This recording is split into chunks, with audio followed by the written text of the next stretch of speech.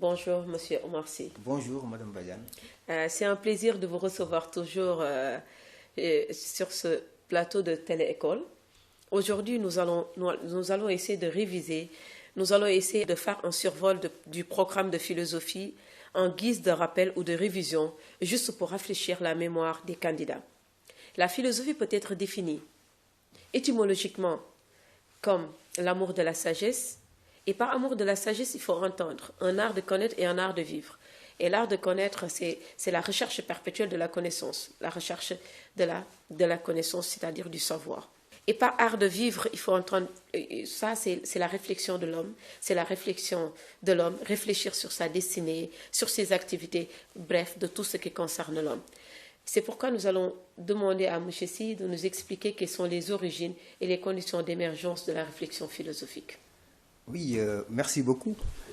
Je crois que déjà en parlant de la philosophie comme amour de la sagesse, comme amour du savoir, vous nous indiquez déjà ce qui pourrait être considéré comme l'origine du mot philosophie. Parce que quand on parle d'origine de la philosophie, on peut penser à l'étymologie du mot.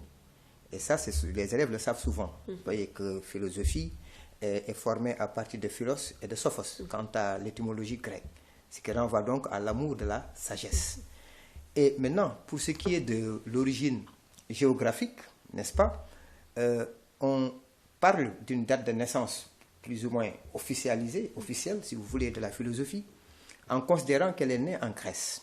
Vous voyez, donc il y a les origines grecques de la philosophie, mais parallèlement aussi à cette thèse, ne perdons pas de vue que les thèses de Cheikh Anta Diop ont tenté aussi de montrer que même avant le rayonnement de la civilisation grecque et de la philosophie grecque, nous avions déjà des pensées, vous voyez, qu'on peut qualifier effectivement de philosophiques à l'époque, au niveau tout simplement de l'Égypte pharaonique. Pourquoi?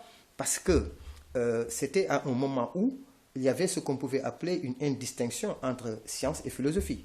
Or, pour ce qui est de cette origine-là, qui pourrait être à la limite plurielle, puisque effectivement il y a eu de la philosophie en Grèce, il y en a eu aussi en Afrique à partir du moment où les preuves ont été données qu'un théorème, comme le théorème de Pythagore, a été déjà découvert justement par les Égyptiens. Vous voyez, et ainsi en est-il aussi de la poussée d'Archimède. Donc avec, disons, toutes ces connaissances rationnelles qui étaient déjà disponibles de part et d'autre, on peut dire que déjà, même parler d'origine géographique, c'est en quelque sorte un problème pour ce qui est de la philosophie. Et on peut aussi parler de l'origine de la philosophie en considérant qu'il y a quelque chose qui déclenche la réflexion philosophique. Et sous ce rapport, il est question surtout de mettre l'accent sur ce qu'on pourrait appeler l'origine logique de la philosophie. Donc, qu'est-ce qui pourrait amener quelqu'un à philosopher?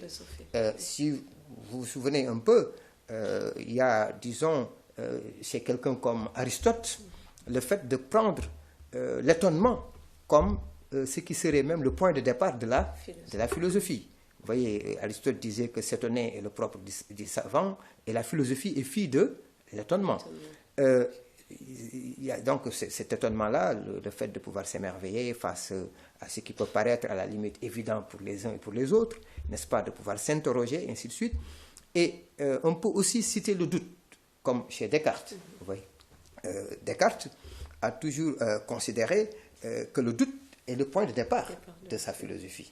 Donc l'origine de la philosophie cartésienne, on peut dire que c'est le doute, parce qu'il a pu apprendre beaucoup de choses à un moment où véritablement il était encore enfant. Vous voyez, il n'avait pas la possibilité de bien user de sa raison, même si Descartes par ailleurs considère que la raison est universelle, et ça il le dit dès les premières phrases du discours de la méthode. Le bon sens est la chose du monde la mieux partagée. Mais cette raison-là, avant qu'elle ne soit véritablement opératoire, il faut du temps. Donc, nous n'avons pas tout de suite le sens critique, puisque, Descartes même le précise, ce n'est pas assez d'avoir l'esprit bon, mais le principal, c'est de l'appliquer bien. Or, il nous faut du temps pour arriver à ce stade-là, mais les éducateurs n'attendent pas que la raison soit totalement fonctionnelle pour nous inculquer des connaissances. Donc, il y a des choses que nous pouvons apprendre de nos maîtres, de nos ancêtres, de la société, ainsi de suite, sans que nous sachions si cela est fondé ou non, en raison. Et maintenant, dès que commence l'usage de la raison, à partir de ce moment-là, alors Descartes a été amené à tout révoquer en doute. Donc il a soumis tout ce qu'il savait auparavant au doute, et jusqu'à ce que le doute devienne un doute hyperbolique, donc un doute total qui n'épargnait plus rien ni personne, y compris sa propre existence. Et vous savez donc comment il s'en sort jusqu'à montrer qu'effectivement, même s'il doutait de tout, il ne pouvait pas douter du fait qu'il existait lui-même.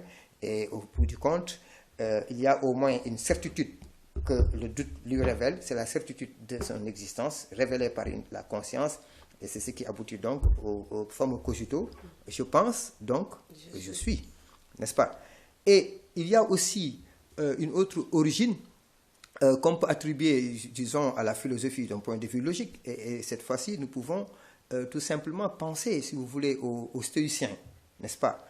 Puisque d'après les stoïciens, c'est souvent, si vous voulez, les événements douloureux de la vie, la souffrance, ce sont ces types d'affections-là qui peuvent véritablement voilà, nous amener qui peuvent occasionner un bouleversement à l'issue duquel, évidemment, nous commençons véritablement à philosopher.